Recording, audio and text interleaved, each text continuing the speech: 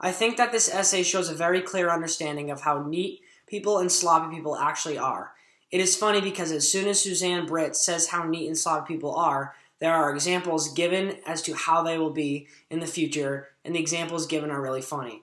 This article shows instances of what sloppy people do. For example, in this article, when sloppy people say they're going to tackle the surface of the desk, they really mean it. This is funny because it shows the truth about sloppy people.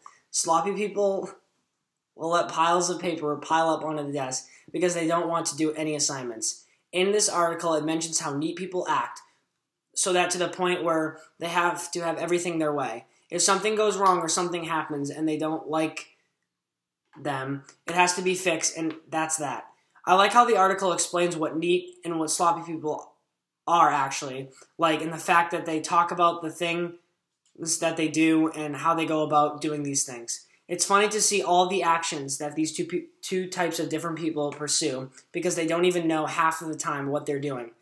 Each of them are so focused on what they do and how they act, and yet they don't realize how crazy they actually are. They are so lost in their minds that they forget what they are doing sometimes. Those are some of the things that I like, but I don't agree with the fact that they act like sloppy people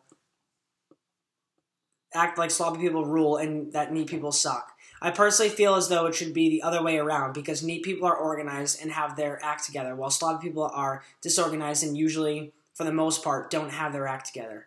Even though that they say that Suzanne Britt is still right about most of the things she says, neat people can sometimes be stuck up and want to have everything their way, and sloppy people don't care about doing any work. But for the most part, if you are a neat person, it can be better for yourself because then you can keep track of everything and make sure that everything is done on time.